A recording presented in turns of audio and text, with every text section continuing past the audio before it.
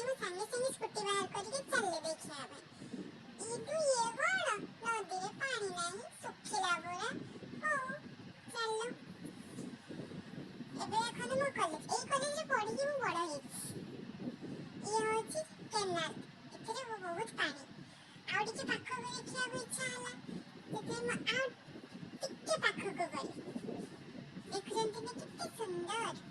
ମୋ ଜୀବନରେ ମୁଁ ଏତେ ପାଖରେ କେବେ ପାଣି ଦେଖିନି। ଦେଖିକି ମୁଁ ଏତେ ଖୁସି। ସାଙ୍ଗେ ସାଙ୍ଗେ ଚଷମାଟା ଷ୍ଟାଇଲରେ ଲଗେଇଲି, ଦି ଚାରିଟା ଫଟୋ ଉଠେଇଦେଲି, ଆଉ ସେଇଠି ଟିକେ ଗିରି ହେଇକି ବୁଲିଲି। ଭିଡ଼ିଓ ବି ଦି ଚାରିଟା କରିଦେଲି। ତାପରେ ମୁଁ ଭାବୁଥିଲି ମୋ ଛତା ଖେଳ ଏଇଠି ଟିକେ ଦେଖେଇବି, କିନ୍ତୁ ଟାଇମ୍ ହେଇଗଲା ଆଉ ଦେଖେଇ ପାରିଲିନି। ହଉ ଚାଲନ୍ତୁ, ଦେଖିଛନ୍ତି ତ। ଆସିଲା ବେଳେ ଗୋଟେ ପାହାଡ଼ ଦେଖିଲି।